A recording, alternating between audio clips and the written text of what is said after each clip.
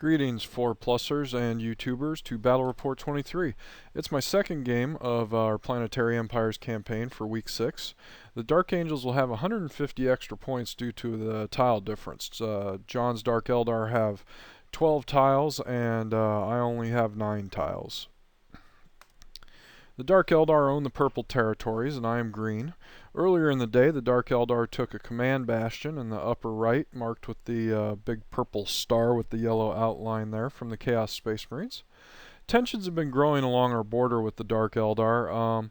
I've decided that the best defense is a good offense, and while they're distracted taking over that command bastion from the Chaos, I think that it's time that I strike and try and take back our power station, and we've got a pretty good entrenched position there as we've shared this border for a while.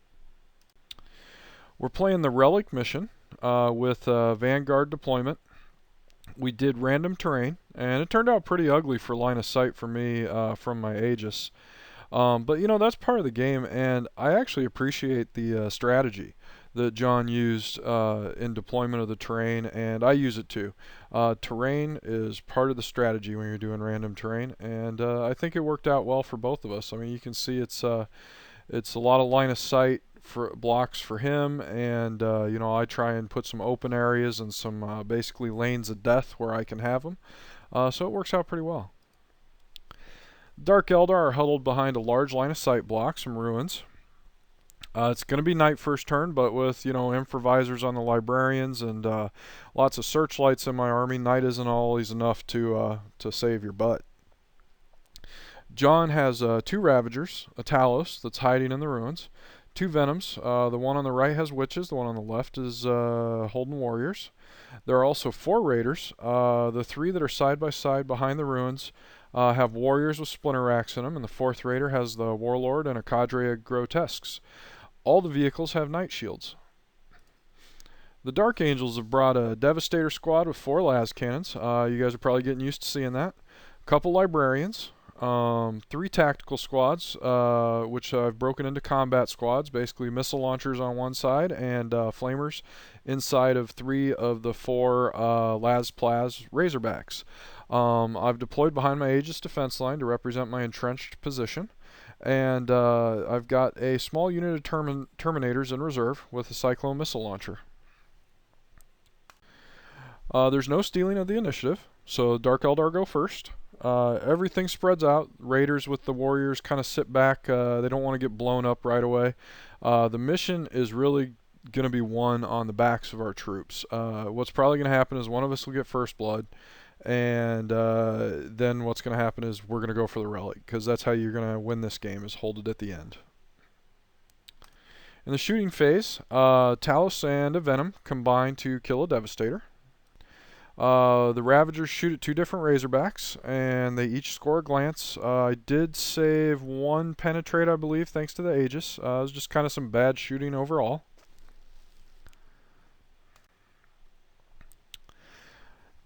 Turn 1 Dark Angels. Because it's of the Night Shields, I actually have to advance and leave my Aegis behind.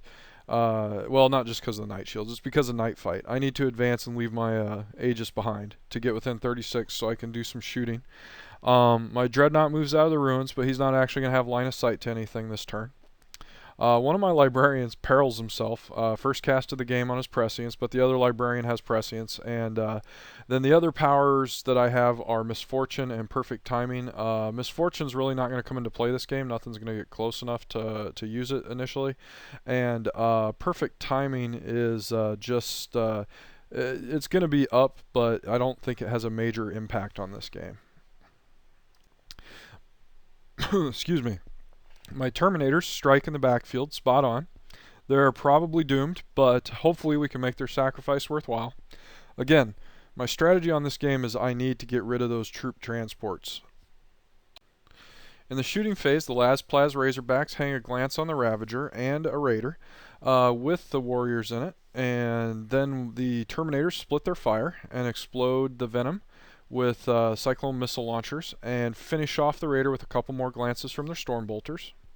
Many people probably think I should have gone after the Ravager. It is a much more powerful fire platform for the Dark Eldar, but ultimately this game's going to, you know, get done on the backs of our troops. That's how the relic works. And if either of us get the relic and get into a transport, the game is probably as good as done, because that transport's going to go flat out. And 6 inches is a huge distance in the relic. It certainly seems that way. The Devastators waste the Witch's Raider, killing 4 inside. Not a bad first turn. We did get First Blood, which, in the Relic can be a decider if you just shoot each other off the Relic and never actually maintain control.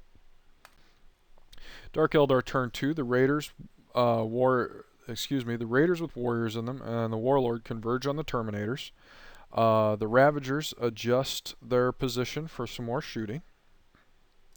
The Talos and the Witch advance through cover. In the shooting phase, a Ravager and a Raider combine to wreck one Razorback. The other Ravager goes ahead and explodes the other Razorback and kills 2 Marines, forces a leadership check, and then Sir Robin bravely runs away. The Terminators, they actually fare reasonably well considering the amount of firepower and the fact that the liquefier gun in that Grotesque squad was AP1. The Grotesques do charge in though and kill the last 2 Terminators before they get to go. Dark Angels turn 2. The Dreadnought gets into position to take out the closest Ravager.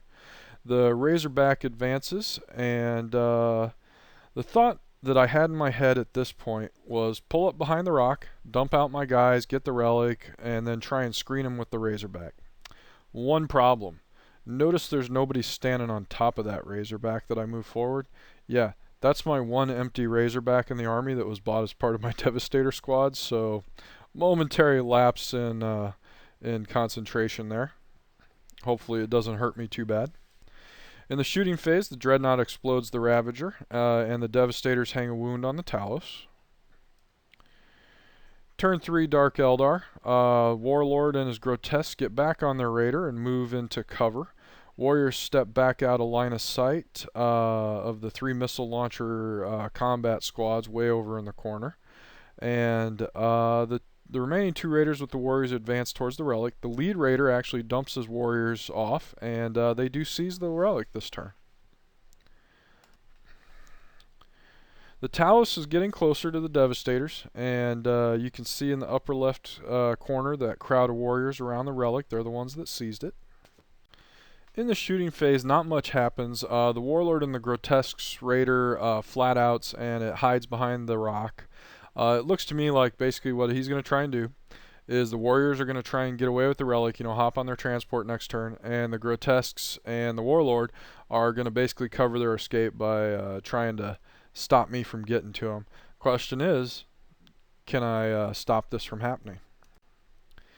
Dark Angels turn 3. Dreadnought and the closest combat squad move into position to shoot at the Warriors holding the Relic.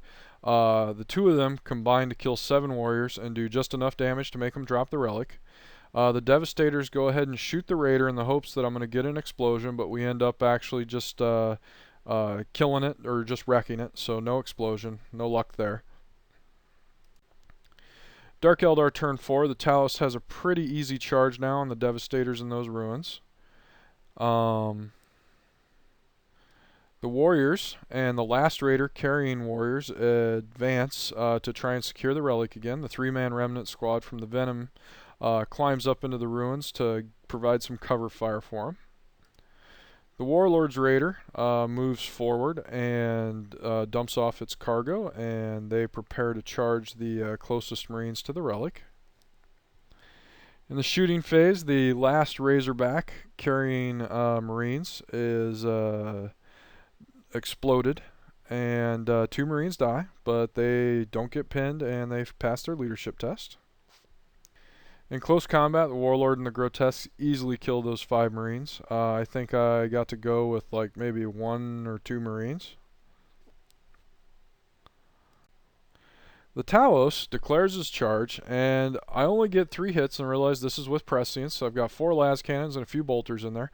My 3 hits are with bolters only, and I roll a 6-6-1, so I end up getting 2 wounds, and the Talos fails 2 3-up saves and dies. Sometimes it's better to be lucky than good. What can I say? Dark Angels turn 4, the Missile Marines continue to beat feet towards the relic. They're kind of far away, but they can make it there by turn 5. The 3 Marines from the exploded Razorback, they go ahead and hop in the last live Razorback. They're going to try their luck in that one.